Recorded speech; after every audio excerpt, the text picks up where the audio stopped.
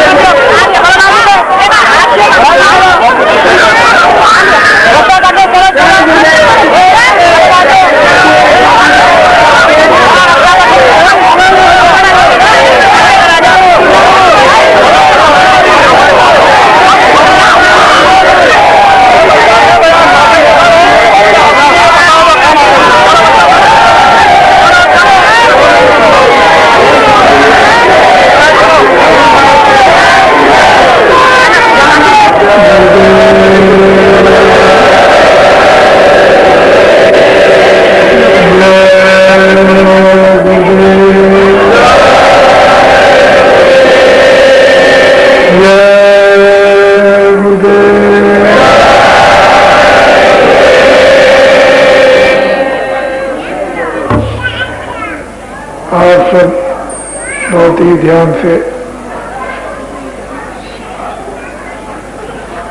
सुने और बुद्धि से काम लें। हिंदुस्तान एक बहुत बड़ा देश है, इसमें बहुत संप्रदायों के लोग रहते हैं। अनेक देवताओं को यहाँ लोग मानते हैं। जितने भी देश में देवता ऋषि मुनि महात्मा आए, उन सबका उद्देश्य एक ही था, कोई दो नहीं। लेकिन हम लोग जब उनके उपदेशों को भूल जाएंगे तो बहुत से रास्ते तैयार हो जाएंगे और उससे हमारा आत्म कल्याण नहीं होगा। ऋषियों मुनियों ने जो जो बातें हमारे लिए बताई, जब सृष्टि की याद में कोई धर्म कोई कर्म, ना पाप ना पुण्य, जितने भी नर नारी यहाँ पर आए ये सब के सब ज्ञानी थे, आध्यात्मिक ज्ञान था, ईश्वर का दर्शन था, सब कृतार्थ रूप थे। समय उन्होंने अपना अपना पूरा किया। सतयुग में लाखों वर्षों की आयु, उसको बिताने के बाद जब शरीर छोड़ा तो फौरन अपने घर में वापस लौट गए। ऐसे बहुत युग बीत गए। बाद में ये सारा का सारा आपके रोकने के लिए एक विधान बनाया। ब्रह्मा विष्णु महादेव को भेजकर तीनों से तपस्या कराई और कराने के बाद लोगों को ये बताया कि ये पाप है, ये पुण्य है, ये दुख है, ये सुख है, ये अच्छा है, ये बुरा है, ये स्वर्ग है, ये नरक है, ये 84 है। अब तुम लोग अच्छे काम को करना, बुरे काम को मत करना। अच्छे बुरे काम के लिए अधिकार हर किसी को दे दिया गया, जन्म जात का। उसके लिए ऋषि मुनि महात्मा यहाँ पर भेजे गए और उन्होंने पूरा पूरा प्रचार किया। देखो देखो, बुरा कोई काम करना नहीं, अच्छा काम करना, तुमको जस मिलेगा, लोक कीर्ति मिलेगी, तुमको सुख मिलेगा, तुमको संसार का वैभव मिलेगा। ये सब उनको सुनाते सुनाते बहुत दिन बहुत समय व्यतीत हो गया। उसके बाद हम लोग धीरे धीरे करते अच्छे ही कर्म थे, बुरे नहीं, झूठ नहीं बोलना, धोखा नहीं देना, बेईमानी नहीं करना, चोरी नहीं करना, किसी को मारना पीटना नहीं, ये सब कुछ नहीं था, थे पुण्य कार्य। लेकिन धीरे धीरे पुण्य कार्यों का भी एक पर्दा है जो मन पर, जो बुद्धि पर, जो चित्त पर, अंतःकरण पर और जीवात्मा पर जमा होगा। धीरे धीरे पढ़ते पढ़ते पढ़ते पढ़ते जब पुण्य है कर्मों का गहरा पर्दा पड़ गया तो वो बुद्धि विचलित होने लगी, सोच विचार कम होने लगे, तो लोग फिर आनंद के लिए, सुख के लिए कुछ ऐसे काम करने लगे, कभी करें कभी नहीं, कभी झूठ बोलें कभी नहीं, 1000 सत्य बोलेंगे तो एक झूठ बोल देंगे, उसमें उनको शर्मिंदा होना होगा। कभी किसी की कोई चोरी कर ली, कोई वस्तु उठा ली, धीरे धीरे कोई भी काम धीरे धीरे होगा। और होते होते होते होते जब दोनों कर्म अच्छे और बुरे जब मिलने जुलने लगे और पर्दे जब जमा होने लगे, तब आप आध्यात्मिक ज्ञान, आध्यात्मिक बोध, स्वर्ग का सुख, ब्रह्मांड का आनंद, अपने पिता का भेद धीरे धीरे धीरे धीरे लोग भूलने लगे। भूलते भूलते भूलते भूलते अब ये दशा हो गई। ऋषि मुनि महात्मा है, उन्होंने जो ज्ञान उपदेश किया, वो कृष्ण हो, वो राम हो, कबीर हो, रैदास हो, बौद्ध हो, महावीर हो, कोई भी हो, लेकिन जन्म सबका बनाया जाता है। उन्होंने जो शिक्षाएं दी आत्म कल्याण के लिए, मानव सुख के लिए, मानव चरित्र के लिए, मानव सत्यता के लिए और मानव आदर सत्कार के लिए जो उन्होंने शिक्षाएं हमको दी है, उसको यदि हम करते रहते, शिक्षा लेते रहते, तो मानव जीवन एक क्षणिक सुखारी आनंददायक क्षणिक होता, अस्थायी इसमें कोई आनंद नहीं किसी प्रकार का भी, किसी चीज में अस्थायी आनंद नहीं। बच्चा हो, बच्ची हो, मकान हो, वस्तुएं हो, सामान हो, खाना हो, देखना हो, सुनना हो, इसमें कोई भी अस्थायी आनंद सुख नहीं है। इसमें क्षणिक जरा सा क्षण मात्र के लिए ये प्रतीत होता है कि आनंद सुख मिल गया और बात में कुछ नहीं। अब हम लोग इसमें फंस गए। अच्छाई बुराई की पहचान बुद्धि से जाती रही, बुरे को बुरा नहीं समझते और अच्छे को अच्छा नहीं समझते। उसने तमाम जीव जंतु अधिक मनुष्य जीवात्माओं को नरकों में 84 में भेज दिया और तमाम जीव 84 चले गए, नरक में चले गए। नाना प्रकार की यातना वहां भोगते हैं और कोई भी सुनवाई नहीं होती। अब जो तीर्थ और व्रत और जन्म उत्सव जो आपके सामने रखे गए, वो इसीलिए कि आप उनको समझोगे, विवेक के साथ उनके अनुसार काम करोगे, इंद्रियों से कर्म करोगे, इंद्रियों से काम लोगे, तो फिर आप उस गंदगी को छोड़ोगे, बुरे काम को छोड़ोगे। उससे क्या होगा? मन साफ, बुद्धि साफ, चित्त साफ, अंतःकरण जीवात्मा पर मैल नहीं जाएगा। तो धीरे से कोई महात्मा, ऋषि मुनि, साधु, संत कोई मिल जाएंगे तो मनुष्य रूपी मंदिर में जो जीवात्मा कितने युगों से सो गई, जन्म मरण की पीड़ा में चिल्ला रही, तो रास्ता मिल जाएगा। धीरे से बाहर के अच्छे बुरे कर्मों से थोड़ा सा हटाकर मनुष्य रूपी मंदिर में उस दरवाजे पर जीवात्मा को बैठा देंगे। धीरे से अपनी शक्ति देकर कुछ वो करेगा, कुछ उसमें उत्साह होगा, कुछ प्रेम होगा, कुछ तड़प होगी और धीरे से सहयोग देकर जीवात्मा को घाट पर जगा देंगे। जब ये जाग जाएगी तो इसमें चेतनता आ जाती है, प्रकाश आ जाता है, होश आ जाता है, ज्ञान आता है। बस यही हमारा सच्चा जन्म दिवस मनाया जाता है, जब जीवात्मा जाग जाए, होश में आ जाए, उसको ज्ञान हो जाए, उसको प्रकाश मिल जाए, वो खड़ी हो जाए और ऐसे दरवाजे पर खड़ी होकर उसमें सच्चे आनंद, सच्चे सुख को लेने लगे, ये असल में जन्म दिवस है। हम उस चेतन सृष्टि में प्रवेश हो गए तो हम उन देवताओं को पहचान लेंगे जिनके आज हम जन्म दिवस या त्योहार जिनके मनाते हैं, वो पहचानने में आते हैं कि उन्होंने हमको क्या क्या उपदेश, क्या क्या शिक्षाएं हमको दी हैं और किन किन चीज़ों के लिए उन्होंने मना किया और किन चीज़ों के लिए उन्होंने कहा कि इसको ग्रहण करो। ये सब आकाश में उनके सब उनकी वाणियाँ बराबर सुनने को, जितने भूमंडल पर लोग रह गए वो सब सुनने को उस दैविक मंडल पर मिलती हैं। लेकिन जब जीवात्मा के कान और जीवात्मा की दृष्टि जब खुल जाएगी और वो कान साफ हो जाएंगे, देववाणियों को सुनने लगेंगे, तो ये सब राज रहस्य इस पृथ्वी का सारा मालूम होता है कि कैसी कैसी पुण्य योग शक्तियां यहाँ आई, कैसी महान आत्माएं आई और कितनी उनके अंदर शक्ति थी, कितना ज्ञान था, कितना आनंद था, कितना प्रेम भरा हुआ था, कितना उनमें सदाचार था। ये सब कुछ तब मालूम होता है। उसी को कहते हैं त्रिकाल बोध, त्रिकाल ज्ञान, चारों युगों का, भूत भविष्य और वर्तमान, ये सब ज्ञान आगे पीछे और वर्तमान का होता है।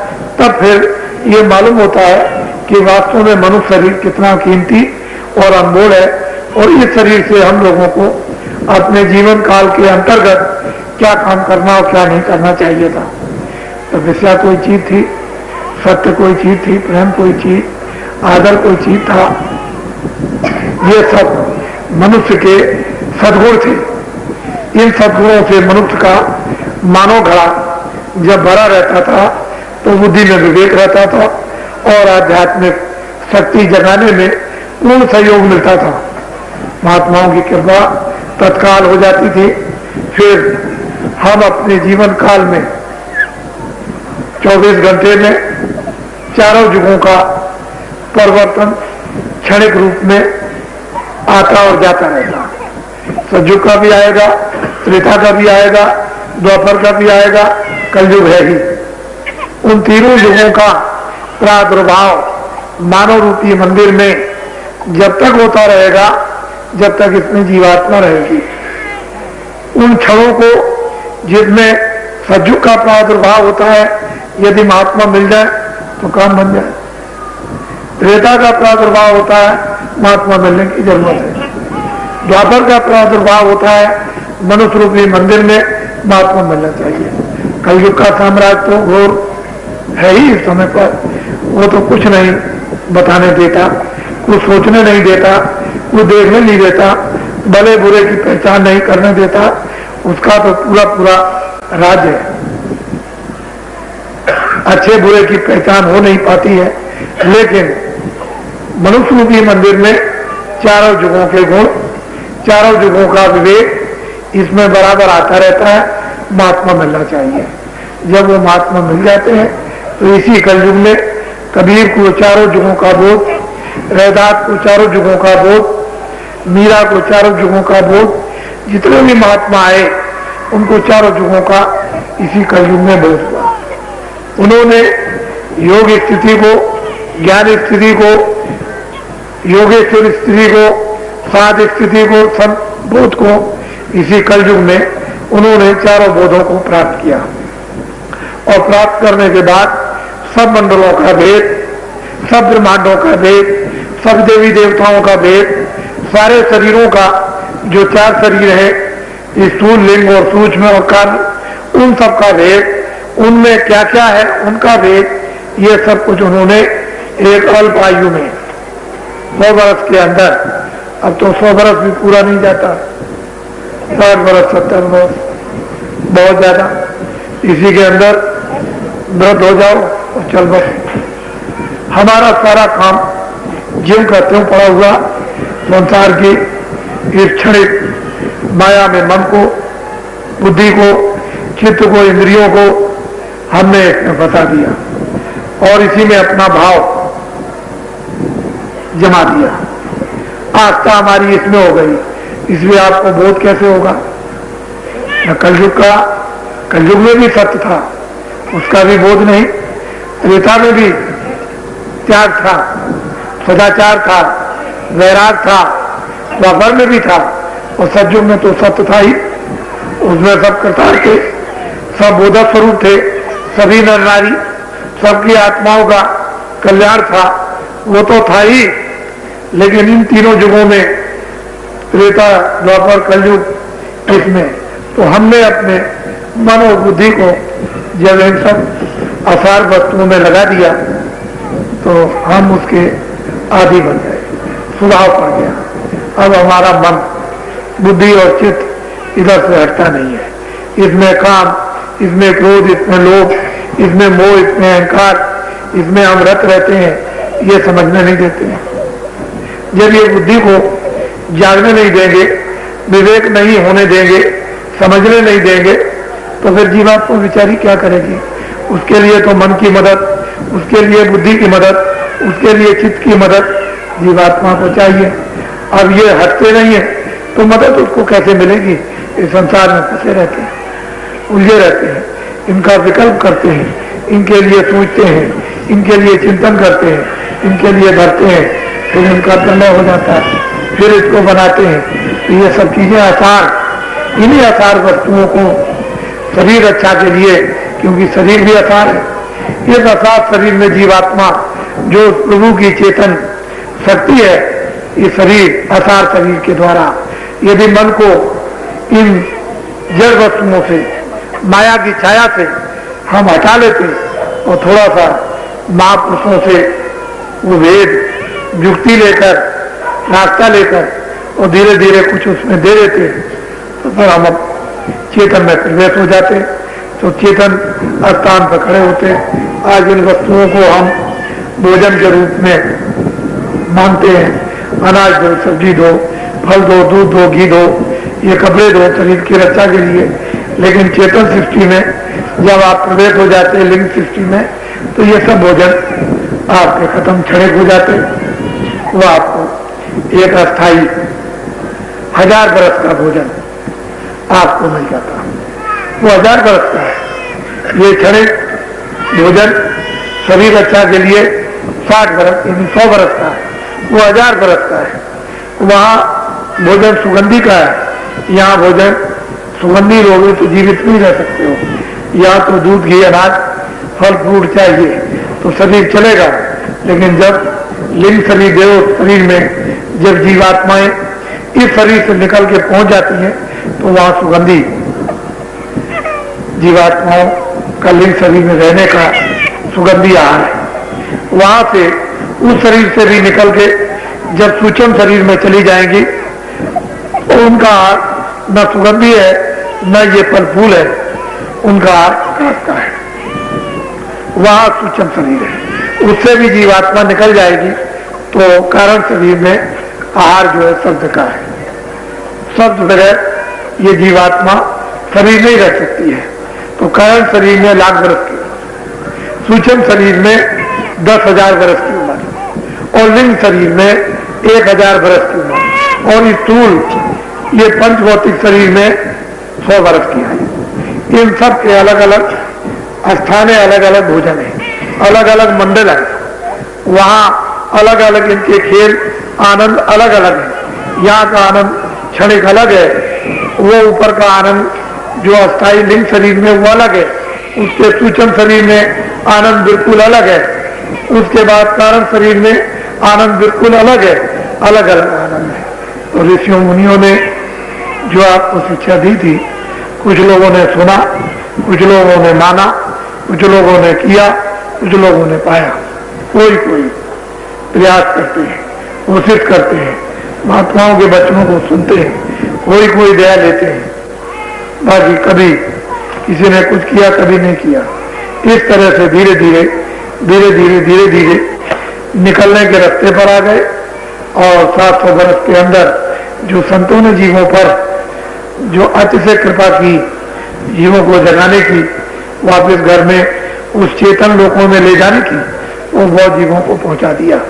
लेकिन त्योहार अपने अपने स्थान की चेतना बराबर देते हैं। अगर यहाँ के लोग होंगे तो यहाँ की आपको क्षणिक चेतना मिलेगी। यदि देवलोक के लोग होंगे, मनुष्य शरीर में रहकर देवलोक का वेद और वो ज्ञान जानते होंगे, तो आपको वहां की चेतना देंगे, वहां आपको ले जाएंगे, वहां का आपको आनंद मिलेगा। वो यहाँ से विलक्षण है। खाने पीने की जरूरत नहीं, तुमने बैठने की जरूरत नहीं, भोजन की जरूरत नहीं, खेती दुकान दफ्तर की जरूरत नहीं, वो तो अलग ही आनंद है। वहां तो सुगंधी की वर्षा बराबर होती रहती है। वहां के देवी देवताओं के खेल, नाच, नृत्य, गाने बजाने बड़े विलक्षण उस देव शरीर में। वो बोलते हैं, देखते हैं, आपको भी देखते हैं, आपसे भी बोलते हैं, आप उनसे बोलते हो, प्रश्न उत्तर होते रहते हैं। उसके बाद सूक्ष्म शरीर के अलग हैं। जो सूक्ष्म शरीर के जो अलग है, वो ब्रह्मांड में रहने वाली जो जीवात्माएं, वो देवता नहीं कहते उनको, वो अलग है, उनका आनंद अलग है, उनके रहस्य लीला उनके अलग है, उनका खेल तमाशा अलग है। वहां पर इस तरह का प्रकाश है कि यहाँ जमीन पर सब सूरज घाट बना करके लगा दिए जाए तो वहां का एक तारा ही बहुत है, सूरज की जरूरत नहीं। इतना प्रकाश, इतनी रोशनी, इतनी लाइट वहां है। और वो किस तरह के खेल और तमाशे और आनंद होते हैं। वहां का जन्म दिवस 24 घंटे क्षण क्षण पर होता रहता है, मनाया जाता है। और जो जिस देश में, जिस लोक में जो जहां से आता है, वहां अभी है, वो आया था आपको यहां से उठाने के लिए, और जो लोग उनके निकट में पहुंचे उनको उठाया। वो वहां लिंग शरीर में रहने वाले लिंग में रहते हैं, और सूक्ष्म शरीर में रहने वाले सूक्ष्म में रहते हैं, कारण शरीर में रहने वाले कारण में रहते हैं, और कारण से परे पहुंच जाते हैं, वो अलग रहते हैं। इन सब के अलग अलग ब्रह्मांड है, पार ब्रह्मांड, वो सब पथ है, अलग अलग है। लेकिन महात्माओं ने सबका भेद जाना और सबका बताया। संत सबका भेद जानते हैं, ऊपर से और नीचे तक, लेकिन संतों का भेद कोई नहीं जानता, उनको कोई पहचान नहीं सकता। वो बुद्धि से परे, आत्मा के ज्ञान से परे, वो लिंग ज्ञान से परे, वो सूक्ष्म ज्ञान से, ब्रह्मांड से परे, वो कारण ज्ञान से परे, और उसके परे, उससे भी परे। तो संतों को ऐसे नहीं कोई पहचान सकता। वो सीधे रहते हैं, साधे रहते हैं, कोई बनावट नहीं रहती, कोई आकर्षण नहीं रहता, कोई खिंचाव नहीं रहता, कोई शराब नहीं देते हैं, किसी तरह का कोई जादू चमत्कार नहीं दिखाते हैं, ये उनके यहाँ नहीं है। बस उनका काम यह है कि अंदर में जीवात्मा को जगाना और जीवात्मा को होश में लाकर उस प्रकाश में खड़ा करना, और जीवात्माओं को चमत्कार, बाहर से कोई चमत्कार, न कानों से न आँख से, आपको बाहर से कहीं कुछ नहीं। लेकिन जब जीवात्मा जाग जाएगी तो दिव्य नेत्र से, दिव्य कानों से फिर महापुरुषों के चमत्कार देखने को उस चेतन सृष्टि में मिलते हैं। इसलिए संतों को लोग नहीं पहचान सकते हैं, क्योंकि संतों ने चमत्कार का काम नहीं किया। संतों ने भवसागर नदी से जीवात्माओं को पार उतारने का काम किया है, और उस घर में पहुंचा देते हैं जो अजर है, जो अमर है, जो चलायमान नहीं होता, जहां पहुंच करके कभी आओगे नहीं, कभी जन्मोगे नहीं, कभी मरोगे नहीं, न पाप में आओगे न पुण्य में आओगे, किसी तरह से भी कोई बंधन। पहुंचने के बाद इन जीवात्माओं को नहीं, वहां जीवात्माओं को ले जाकर अजर अमर कर देते हैं, निर्बंधन सदैव के लिए यहाँ से कर देते हैं। अपने देश में जहाँ से जीवात्माएं आई वहीं पहुंच जाती है। ऐसी महान विभूतियों को, महान आत्माओं को, परम संतों को कोई नहीं जान सकता, न योगी जान सकता है, न ऋषि मुनि जान सकते हैं, न विद्वान जान सकते हैं, न तपस्वी जान सकते हैं, न ज्ञानी जान सकते हैं, न बुद्धि विवेकशील जान सकते हैं। ये उनकी उस पहुंच को कोई नहीं, वो स्वयं ही कुछ बोध करा दें, कुछ परिचय दे दें तो हो सकता है, वैसे कभी नहीं होगा। ये सबका भेद जानते हैं, संतों का भेद नहीं लोग जानते। संतों का भेद संत ही जानते हैं, और कोई नहीं जान सकता। इसलिए संतों की महिमा कूट कूट कर 700 वर्षों के अंदर अच्छी तरह से लोगों ने कलम तोड़ करके लिख दिया और आपको बता दिया। पर आप इस कलयुग में, अल्प युग में, कमजोर युग में, अज्ञानी युग में, बुद्धिहीन युग में, मन विकल्प युग में और चित्त जो चिंतन करता है इस भोगी युग में आप सतयुग की, त्रेता की, द्वापर की साधना नहीं कर सकते। इसलिए कृष्ण का जन्म दिवस पहचान नहीं सकते, राम का जन्म दिवस पहचान नहीं सकते, क्योंकि राम त्रेता में आए, कृष्ण भगवान द्वापर में आए, कोई सतयुग में आया। कैसे आप पहचान लोगे? कैसे आप सतयुग का, त्रेता द्वापर का कैसे आप कर्म करोगे? कैसे साधना करोगे? कैसे उसका योग करोगे? अब तो शरीर में वो ताकत नहीं है। तो त्योहार, जन्म दिवस ये हम भूल गए। जब हम भूल गए तो बाहर इंद्रियों का हमने एक मनोरंजन बना लिया। मनोरंजन बस इंद्रियों का लेकर चढ़े और घर में आ जाते हैं, बस इतना ही काम रह गया। बाकी आत्म कल्याण का नहीं, उनसे मिलने का नहीं, उनकी शक्ति का परिचय नहीं, शक्ति लेने का नहीं, उस ज्ञान को लेने का नहीं, उस आनंद को लेने का नहीं, वो मुक्ति के लिए नहीं, वो मतलब स्वर्ग वैकुंठ के लिए नहीं, वो मोक्ष के लिए नहीं, मनोरंजन, शारीरिक क्षण, इसी में फंस गए।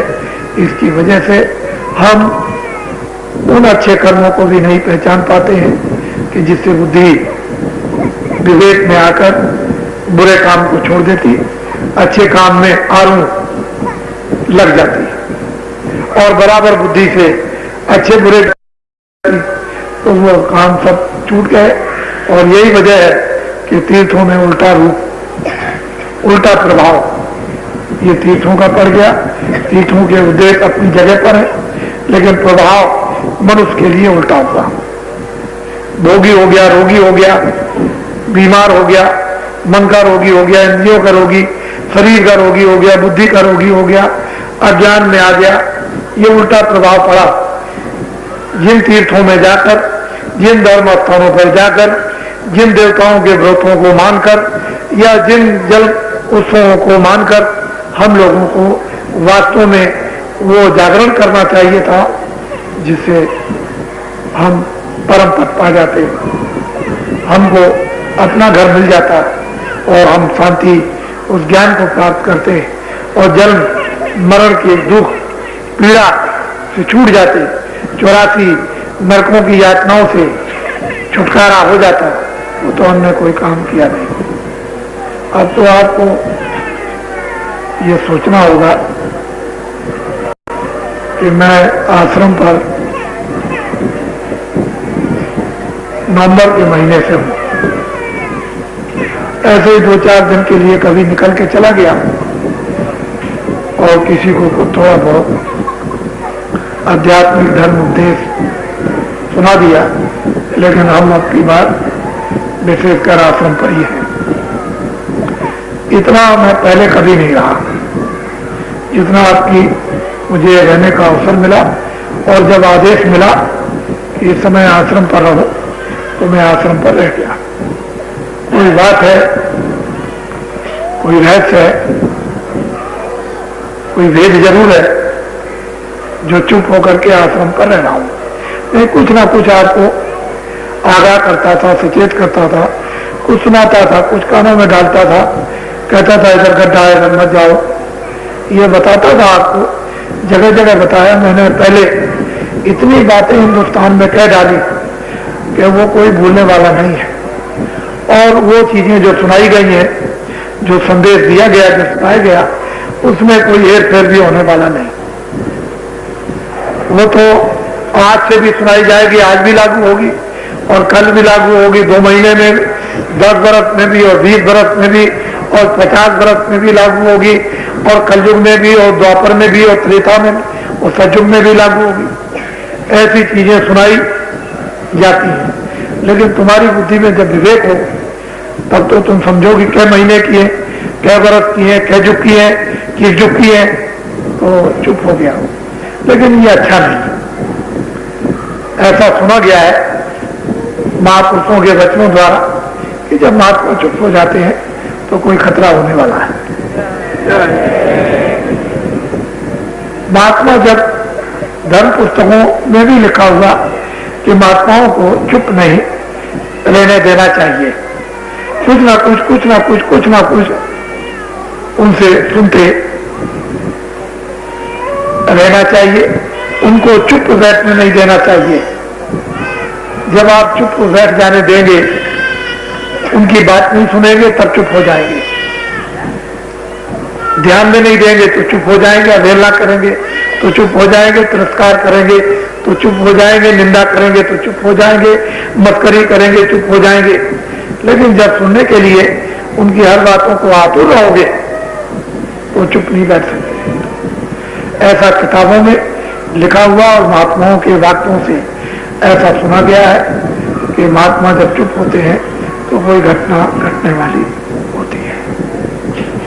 इसलिए मुझे जो आदेश मिला कि 16 महीने तक धर्म उपदेश कर सकते हो, आध्यात्मिक उपदेश कर सकते हो, साधना उपदेश कर सकते हो, भजन उपदेश कर सकते हो, ध्यान उपदेश कर सकते हो, सुमरन उपदेश कर सकते हो, अच्छाई बुराई को उसके साथ बता सकते हो, लेकिन 16 महीने तक भविष्य का उपदेश नहीं कर सकते। तो इस मामले में तो मैं चुप हो गया हूं। बाकी जब मुझे ये आदेश है कि आध्यात्मिक उपदेश करो, तो मैं आपको फिर से याद करने के लिए, क्योंकि बहुत से लोग नहीं सुन पाते, इनको सत्संग सुनने का मौका नहीं मिलता। ये जो शरीर है, ये आंखों के सामने, ये आपकी जो ये 2 आंखें हैं, यहाँ तक ये पिंड यानी शरीर का अंतिम नाका है। जल, पृथ्वी, अग्नि, वायु, आकाश 5 तक इसका ये आखिरी नाका है। इसी का आपको ये शरीर मिला हुआ, और ये जीवात्मा दोनों आंखों के बीचों बीच अंदर में बैठी है, उसका हृदय ये।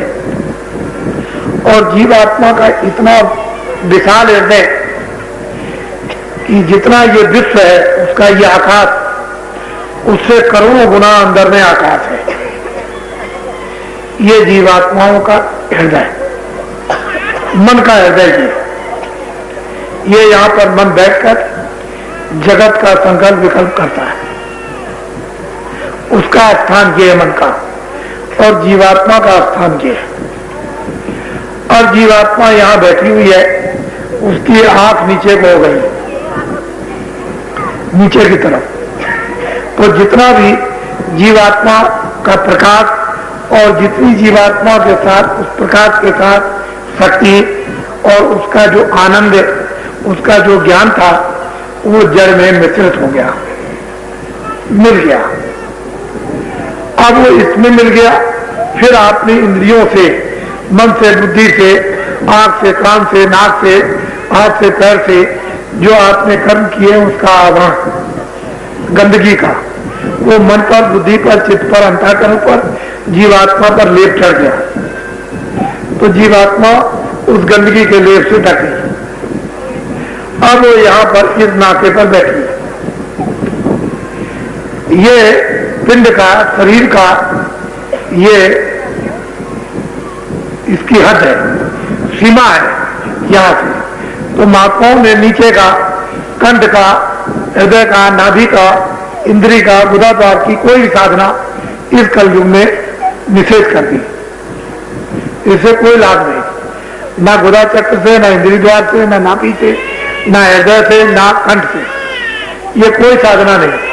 अब कलयुग में सुलभ, आसान और सीधी और ऊंची बस यही थे कि मन को इस प्रपंच से, बुद्धि को, चित्त को इस जड़ता से, इस छाया से 2 मिनट के लिए, 10 मिनट के लिए, 15 मिनट के लिए इधर से समय ध्यान और भजन के हटा लो और आंख बंद करो।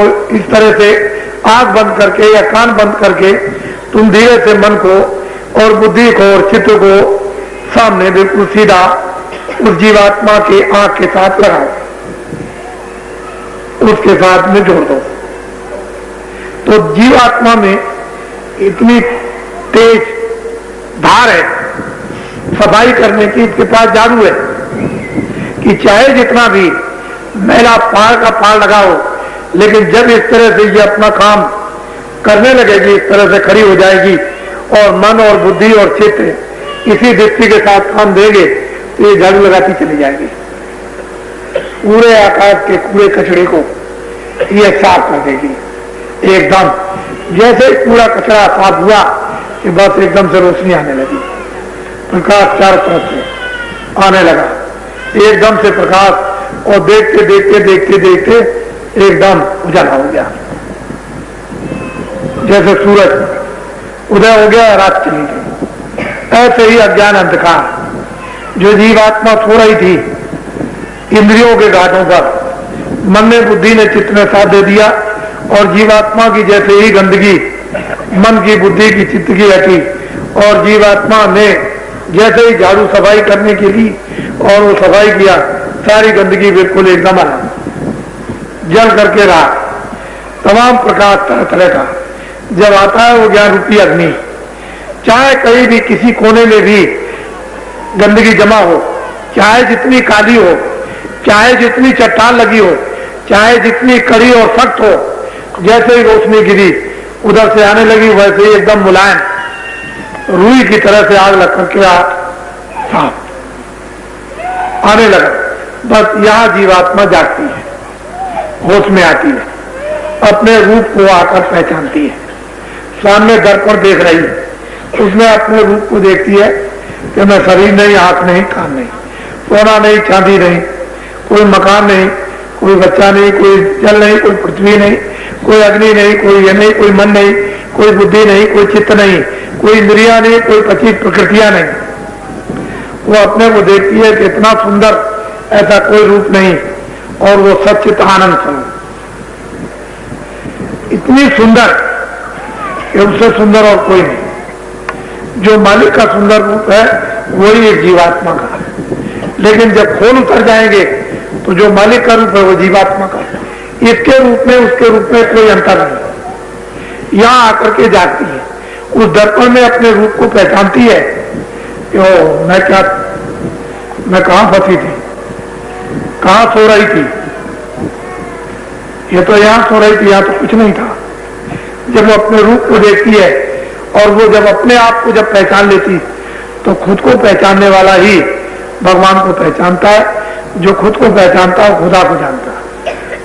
जो खुद अपने आप को नहीं पहचानेगा वो खुदा को कभी पहचान नहीं सकता, भगवान को कभी नहीं पहचान सकता। जब तक ये दृष्टि उसकी नहीं खुलेगी और दर्पण में स्वयं अपना रूप वो चेतन नहीं देखेगी जो प्रकाशित स्वरूप है, वो जब तक नहीं देखेगी तब तक ये क्या है, तो मिट्टी है, ये तो जल पृथ्वी अग्नि वायु आकाश का। तो यहाँ आकर के ये जब ये अपनी सफाई अंतःकरण की जब कर लेती है और खड़ी हो जाती है उधर, तो उधर में देव स्वरूप लिंग सृष्टि उसमें ये प्रवेश हो जाती है। उस सृष्टि में पिंड का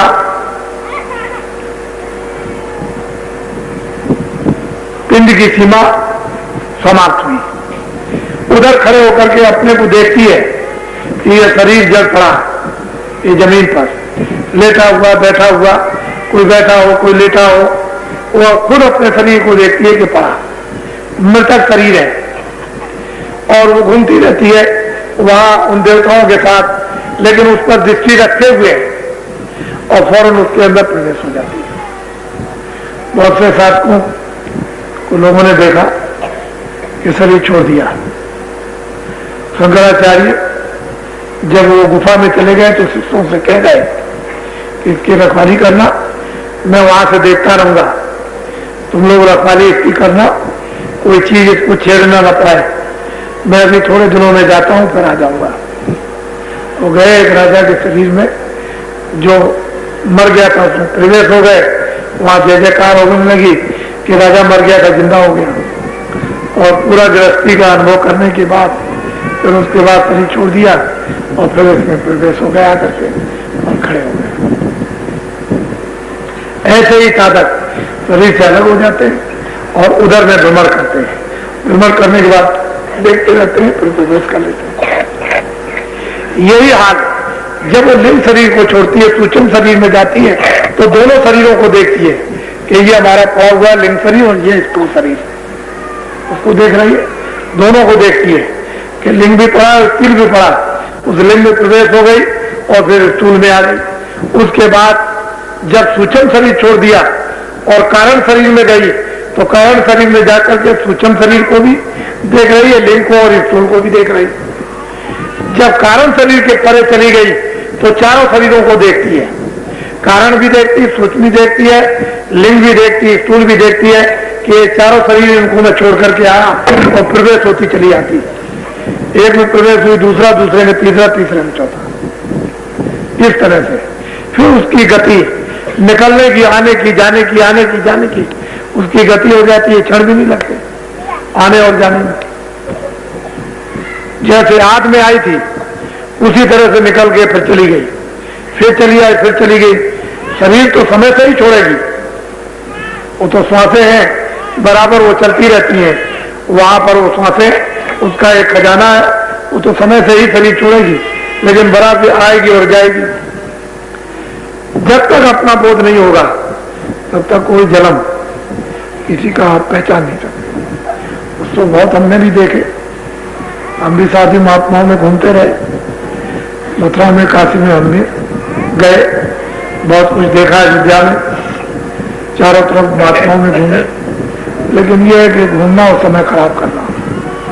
जब कुछ मिलेगा महात्मा की खोज करोगे तब कुछ मिल जाएगा, मिलेगा।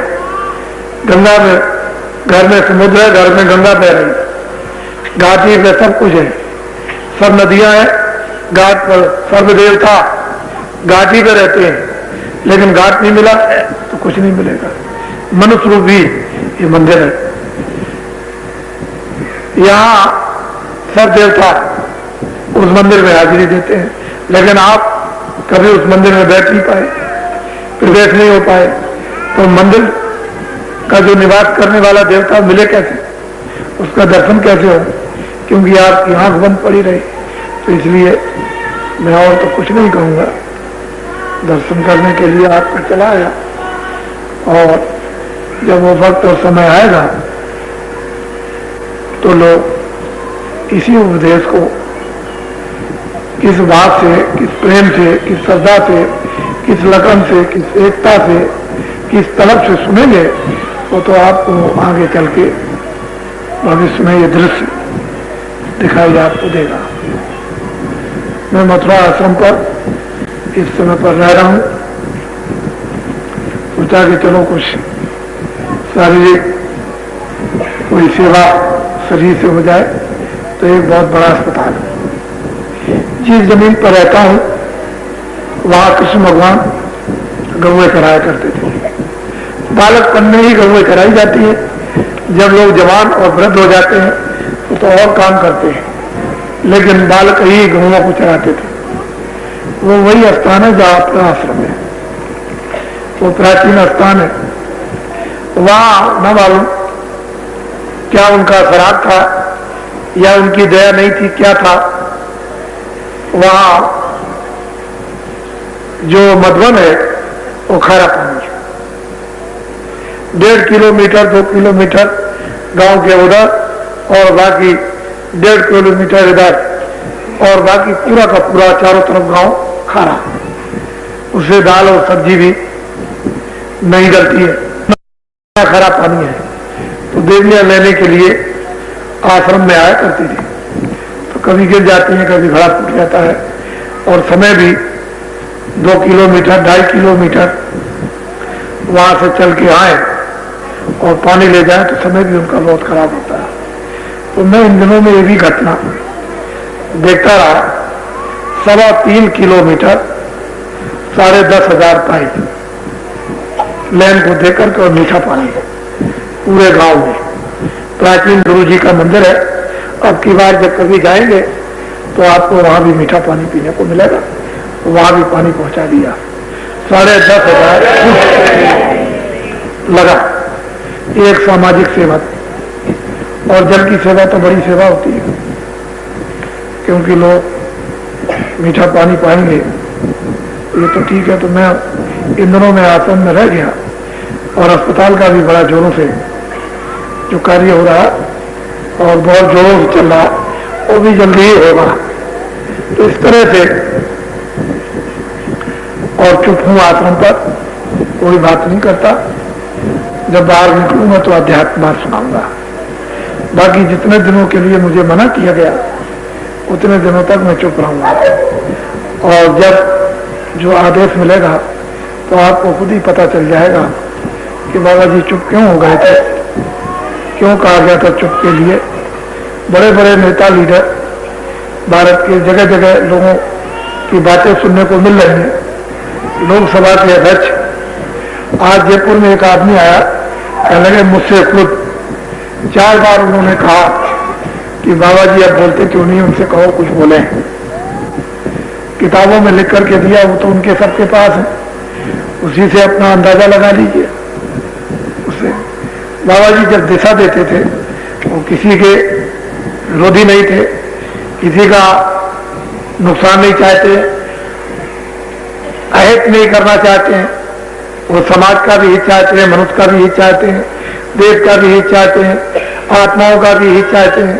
तो आपकी समझ में ना आए, रोगी को डॉक्टर की दवा अच्छी न लगे इसके माने ये थोड़ी कि दवा खराब है। उसके रोग के कारण वो दवा कड़वी लगती है, वो तो पहले ही से रो रहा था, दवा और खा ली जाएगा, खराब हो गया और उसको कहने लगा दवा खराब है। महात्माओं का उद्देश्य खराब नहीं, उनका कोई ज्ञान खराब नहीं, उनके जो रास्ते हैं वो खराब नहीं है, वो सबके लिए प्रेरित हितकारक। लेकिन जब आप उनकी कड़वी दवा को पी लोगे और हजम हो जाएगी और रोग निकल जाएगा तो वही महात्मा आपको प्यारे लगेंगे। और लगे, बहुत से लोग कृष्ण को गाली देते थे, राम को गाली देते थे, कबीर को गाली देते थे, रैदास को गाली देते थे, बौद्ध को गाली देते थे, महावीर को गाली देते थे। लेकिन जब उनका रोग निकल गया, मन का, बुद्धि का, शरीर का, तो फिर उन्हीं से प्यार करने लगे और फिर उनको सिद्धा साष्टांग प्रणाम उनको, और जो वो कहते थे उसी को करते थे। तो महात्मा किसी के नुकसानदेह नहीं है, लेकिन लोग अपने विकारों से उनको ऐसा समझते हैं, न वो मुसलमान का नुकसान, न वो हिंदू का नुकसान, न वो ईसाई का नुकसान, न वो सिखों का नुकसान, वो तो सबके मानो है, सर्वहितकारी। वो तो मनुष्य से प्रेम करते हैं। मनुष्य प्रेम मतलब उस आत्मा से जो मनुष्य शरीर में भगवान की अंश है, और वो मनुष्य शरीर पंचभौतिक है, 5 तत्वों का है, उसमें जीवात्मा एक ही है, वो उसका अंश है, उससे प्रेम करते हैं, उसको निकालना चाहते हैं, उसका हित उपकार करना चाहते हैं। लेकिन तुमने जो कूड़ा कचरा जो डाल रखा है, उससे जो बदबू आ रही और अज्ञान, बुद्धि अज्ञान में आ गई, इससे समझते हो कि वो हमारा नुकसान करते होंगे। तो बहुत लोग कहते हैं कि बाबा जी से कहो कुछ कहें कि कैसा समय आएगा, आगे कैसा होगा, क्या होगा, क्या नहीं होगा। अरे भाई, उन्हीं बातों को याद करो जो कह दिया, उतनी बातें याद रखो। अभी तो बहुत कुछ जो कहा गया उसमें से बाकी है, उसी को ध्यान में रखो, उसी का इंतजार करो, तो वो तो सब आपके सामने आएगा। उसके आगे कहने की जरूरत नहीं है। बहुत अच्छा आपने दर्शन दिया। और इसमें अभी भंडारा 18 तारीख से दिसंबर में मथुरा में होगा। बीच में मान लो कोई चला जाए, किसी का समय पूरा हो जाए, कोई बच्चा हो, कोई बच्ची हो, कोई वृद्ध हो, कोई जवान हो, समय उसका पूरा हो जाए, क्योंकि श्वासों की पूंजी है और वो वहां तक नहीं जा सकता, तो उसके लिए मैं वो उपाय बता देता हूं, उसको ध्यान में रखेंगे। मैंने जय गुरुदेव नाम ये सिद्ध किया, इसको पकाया, इसको जगाया, इसकी इजाजत मिल चुकी है। वो जो इजाजत, जो आदेश जो हुक्म मालिक का हुआ कि इस नाम से लोगों को जगाओ, तो जगाता हूं, मेरा नाम तो नहीं, ये तो उसका नाम है। तो जब कभी ऐसा समय आ जाए, कोई बीमार पड़ा चेत होने लगे, कोई न सुने, कोई न देखे, तो आपको घबराने की जरूरत नहीं है।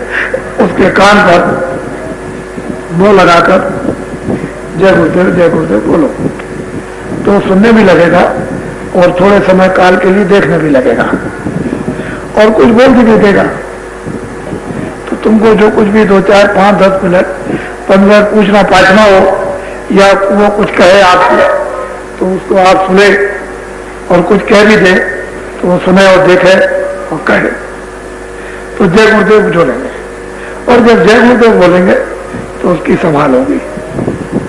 सुमरन ध्यान भजन, अन्य कोई शारीरिक सेवा, कोई भी आप जल की, अनाज की, कपड़े की कोई और सेवा आप जो करते हो इधर उधर, उन सबका एक ही काम है कि इस समय पर हमारे काम आ जाए। जब ये काम आएगी, इसीलिए सुमरन ध्यान भजन किया जाता है कि जब वो वक्त आएगा तो हमारे काम आ जाए, उस समय पर हमारी रक्षा करें, पीड़ा से बचाए, जन्म मरण के दुख से बचाए, 84 से बचाए, हम बेहोश हो गए, हम होश में ले आए। तो जब आप जय गुरुदेव बोलोगे तो होश में आ जाओगे, बाहर भी होश रहेगा, अंदर भी होश हो जाएगा, दोनों तरफ होश में आ जाओगे। तो कोई घबराने की जरूरत नहीं, दवा दारू दे दो, उसके लिए इनकार नहीं करते हैं, डॉक्टर बुला करके दवा दे सकते दे, लेकिन दवा ना काम करो तो जबरदस्ती मत करो। ऐसे वक्त में थोड़ा इंतजार करो कि अगर उसका समय जाने का है तो थोड़ा इंतजार कर लो, समय जाने का रहेगी तो नहीं जाएगा, लेकिन तुम उसको इंजेक्शन लगाओ और कोई मुसीबत करो और आफत में डालो तो वो ठीक नहीं। थोड़ा इंतजार करो, जाने वाला नहीं होगा अपनी जगह लौट आएगा, लेकिन जो जाने वाला होगा वो रुक नहीं सकता। तो इंतजार कर लोगे तो दोनों चीजें समझ में आएंगी कि भाई जाने वाला है कि नहीं जाने वाला। लेकिन तुम जबरदस्ती दवा पे दवा, दवा पे दवा, इंजेक्शन पे इंजेक्शन तुम जब लगाते हो तो उसकी दुर्दशा कर देते हो, जो होश में आए और बेहोश हो जाए, होश ना आ सके उसको। तो ये सब चीजें समय पर इसलिए बताई जाती हैं कि आप इनको काम ले लोगे, और जब इन सब चीजों से जब आपको अनुभव होगा, इम्तिहान लोगे और उस इम्तिहान की जब समझ आएगी तो जल्दबाजी नहीं करोगे, न बच्चे के साथ, न स्त्री के साथ, न पति के साथ, न किसी और किसी के साथ। तो आप तो जो चीज आपको दे रहे हैं उसको आप ध्यान में रखो, ये बहुत बड़ी चीज है ये। तो इसलिए मैं फिर कहूंगा, लोग शराब मत पिए, शराब पीना ये अच्छी चीज नहीं है। जो लोग, क्योंकि अच्छे आदमियों की आज भी जरूरत है, घर में भी जरूरत है, समाज में भी जरूरत है, देश में भी जरूरत है। अच्छा, न बुरे आदमी सदाचारी बनाते हैं, न त्यागी बनाते हैं, न सत्यवादी बनाते हैं। बुरे आदमी तो जो काम करते हैं वो जो करते ही हैं, उससे क्या होता है वो तो आपको मालूम है, लेकिन अच्छे लोगों की जरूरत है। वो वक्त, उस समय उसका सबको इंतजार करना, मजबूरन करना पड़ेगा, बेबस होकर, लाचार होकर के करना पड़ेगा।